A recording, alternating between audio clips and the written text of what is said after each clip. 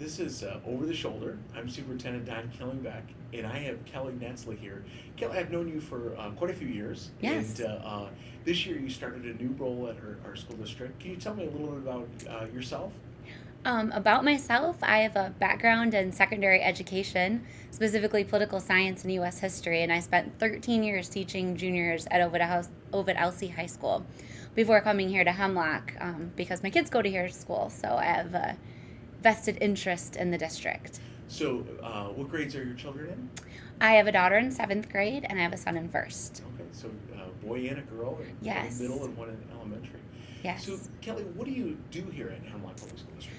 In my role as college and career advisor at Hemlock, my biggest function to me personally is to aid students in getting past Hemlock. So they need to move on past Hemlock. At some point, they're going to walk across that stage, they're going to get that piece of paper. What are they going to do next with it? And I feel like it's my job to get them through their senior year and help them make those decisions about what happens after Hemlock is done for them. So, giving kids and their families tools to know what to do next. Yes, financial aid, college applications, SAT prep, to know what classes the children should take. If you want to be a nurse, what should you be focusing on when you're in high school? What will get you to that point? Now, if people were looking for you at the high school, where would they find you? And they would want to go to Mrs. Stapleton because my office is way in the back in a corner, which is okay with me. It's easy to talk back there and easy to get my work done. But in the high school office, find Mrs. Stapleton and she'll direct you to where I'm at. So you're in the high school. I am in the office. high school office, yes. And so, Kelly, what are you passionate about? What excites you? In my job, what excites me is just seeing the look on students' faces when they find out they've been accepted to a university, that their futures are coming together. Before we came to meet this morning, I met with several students who I was able to tell them that they're eligible for quite a bit of financial aid based on their backgrounds and things like that. And the look on some of their faces when they found out that, maybe college is an option now that I know I can afford it. That's really nice to be able to help kids. It's kind of the same way I felt in my classroom when I was able to teach something to children that they were very excited about or then became passionate about because of what I had taught them. What's the vision and the next steps to get there? My vision, kind of coming in a little bit behind the game and really playing a lot of catch up with the seniors this year. My vision for future years is to, by the time these kids are seniors, they don't even really need me. I want to have it to the point where seniors are just coming to me and saying, "Hey, Miss Netzley, I'm accepted. I got my scholarships. We're done." And I'm really focusing more on the junior year.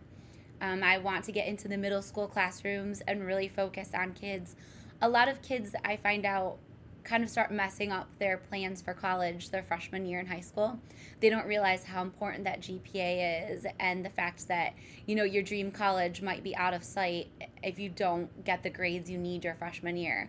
So I really want to get down to those lower grade kids and those lower grade parents and explain to them, if your child's dream school is, for example, a U of M, if that's your child's dream school, here's what they need to do to get into it. To make that dream a reality, here's what they need to be looking at. If they want to go to Michigan State for agriculture, here's what you need to do. You want to be a welder. This is the path you need to go down. And really getting them that knowledge before they even start high school versus waiting till they're a senior and then a lot of doors have closed for them, unfortunately. So really kind of just getting out there ahead of it. So making sure that students are thinking about their future early on. Yes. What advice would you have for students or parents or both, if you could give them any piece of advice right now? Having a seventh grade child myself, I'm starting to have these conversations with my daughter. Just keep the communication open. Ask your student. Right now my daughter wants to be a veterinarian. She's 12. That could change a million times between now and when she applies to college. But I've entertained that. I've shown her the best vet schools in the country. We've talked about where she could go and what she needs to do. And I think that's the biggest thing with parents. Just keep that communication open. Ask your children what they're interested in. Try not to shut down their dreams. Try to instead support those dreams and say, okay, well, if that's what you want to be, here's what we need to do to get you there. There's money out there. There's schools out there. There's resources. I think our state is in a great position, especially if kids are interested in skilled trades right now, especially with the CTE millage passing in Saginaw County. so many opportunities. Just really communicate and rely on the school as a resource. Come talk to me, come talk to the teachers, the school counselor, Mr. Boros at the high school.